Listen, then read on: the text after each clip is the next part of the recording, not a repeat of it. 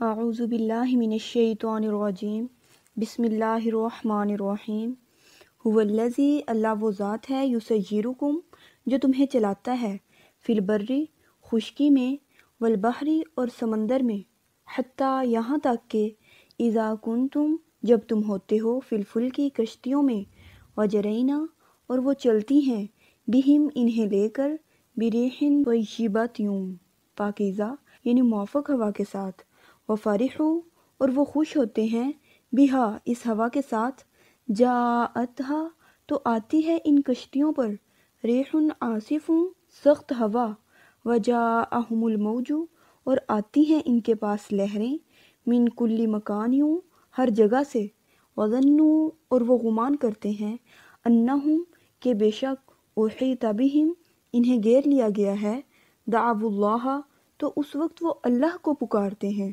مخلصینہ خالص کرتے ہوئے لہ الدینہ اسی کے لیے عبادت لئن البتہ اگر انجیتنا تو نے ہمیں نجات دے دی من ہذہ اس طوفان سے لنکونن تو ضرور بھی ضرور ہم ہو جائیں گے من الشاکرین شکر گزاروں میں سے۔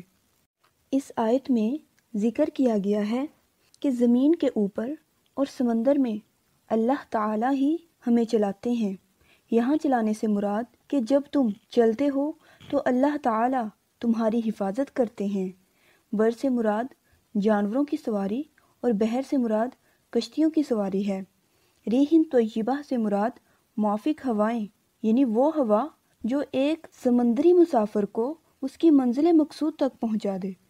سمندر میں سفر کرنے والوں کے لیے یہ ہوا بڑی خوشی کا باعث ہوتی ہے۔ موافق کا متضاد مخالف ہے۔ یکا یک آنن فانن مخالف ہوائیں چلنا شروع ہو جاتی ہیں تو ان کی خوشی سوگ میں بدل جاتی ہے۔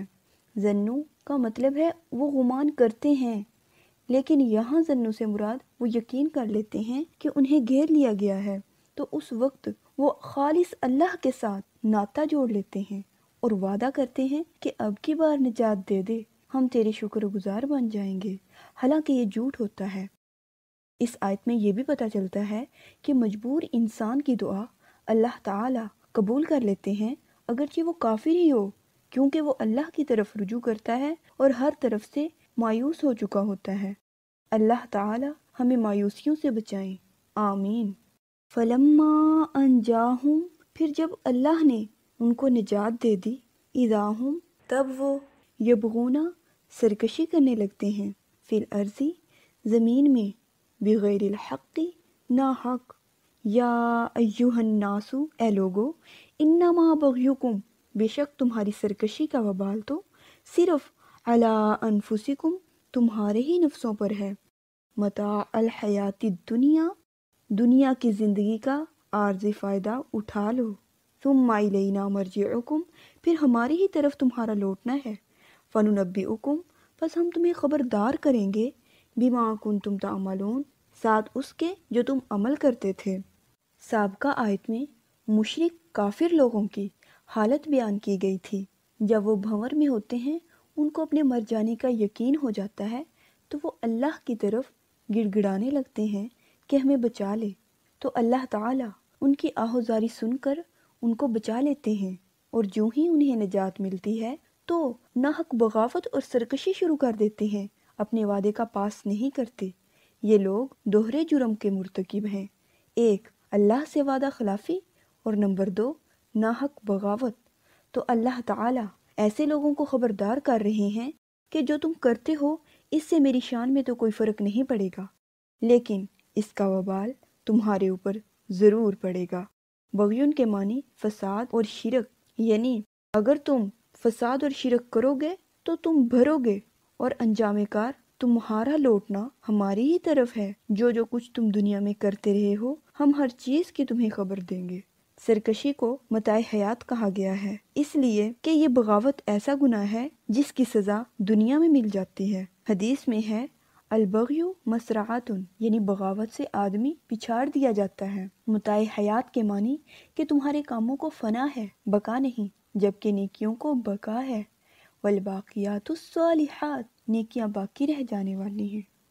انما مثل الحیات الدنیا بے شک دنیا کی زندگی کی مثال کمائن اس پانی کی طرح ہے، انزلناہ جسے ہم نے اتارا، من السماء آسمان سے، فاختلط پھر مل جل گئی، بہی اس کے ذریعے، نبات الارضی زمینی نباتات، مما یاکل الناس اس چیز میں سے جسے کھاتے ہیں لوگ، والانعام اور چوپائے، حتیٰ یہاں تک کہ اذا اخذت الارض زمین نے پکڑ لی، زخرفہا اپنی رونق، وزینت اور وہ مزین ہو گئی، وظن اور گمان کر لیا، اہلہا اہل زمین نے، انہم کہ بے شک وہ، قادرون قادر ہیں، علیہا اس پر، اتاہا تو اچانک آتا ہے اس پر، امرنا ہمارا حکم، لیلن رات کو، او نہارن یا دن کو، فجعلناہا تو ہم اسے کر دیتے ہیں، حسیدن کٹی ہوئی، کألم گویا کہ نہیں تھی، تغنا وہ موجود، بالامسی کل، کذالکا اسی طرح، نفصل الآیاتی ہم کھول کھول کر بیان کرتے ہیں اپنی نشانیاں، لقومی یتفکرون اس قوم کے لیے جو غور و فکر کرتی ہے۔ اس آیت میں تشبیہ اور تمثیل ہے، دنیا کی زندگی کی مشابہت اور مماثلت پانی کے ساتھ دی گئی ہے۔ لوگ اور چوپائے کھاتے ہیں، لوگ کیا کھاتے ہیں اور چوپائے کیا کھاتے ہیں؟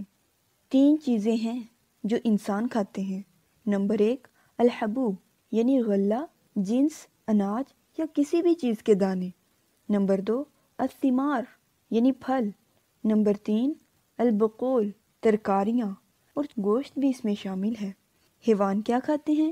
حیوان چارہ جات کھاتے ہیں، لیکن کبھی کبھی انسان بھی کھا لیتا ہے، جیسا کہ ساگ اور پالک وغیرہ۔ زخرف کا معنی کسی چیز کی خوبصورتی کی انتہا، یہاں مراد کھیتی ہے۔ وزینت اور مزین ہو جاتی ہے۔ کیسے مزین ہو جاتی ہے؟ کس چیز کے ساتھ مزین ہو جاتی ہے؟ 3 چیزوں کے ساتھ زمین مزین ہو جاتی ہے۔ نمبر 1 الحبوب یعنی گندم وغیرہ فصلوں وغیرہ کے ساتھ، الثمار پھلوں کے ساتھ، الازہار پھولوں کے ساتھ، قادرون یعنی کھیتیاں، پھل، ترکاریاں پختہ ہو چکی ہوتی ہیں، اور زمیندار یہ سمجھتے ہیں کہ ہم انہیں کاٹ کر محفوظ کرنے اور نفع حاصل کرنے پر قادر ہیں، لیکن اچانک ہمارا امر آ جاتا ہے، کبھی رات کو کبھی دن کو، یعنی ان پر کوئی زمینی یا آسمانی آفت آ جاتی ہے، اور یہ سجے ہوئے لدے ہوئے کھیت کھلیان خاکستر ہو جاتے ہیں، اور دیکھنے والا یہ محسوس کرتا ہے گویا کل یہاں کچھ بھی نہیں تھا۔ لوگوں کو سمجھانے کے لیے اللہ تعالیٰ مثالیں کھول کھول کر بیان کرتے ہیں کہ دنیا کا فائدہ عارضی اور فانی ہے، جبکہ آخرت کا فائدہ دائمی اور ابدی ہے۔ اب فیصلہ اور انتخاب خود کرنا ہے۔ سبحانک اللہم وبحمدک اشہد ان لا الہ الا انت استغفرک واتوب الیک۔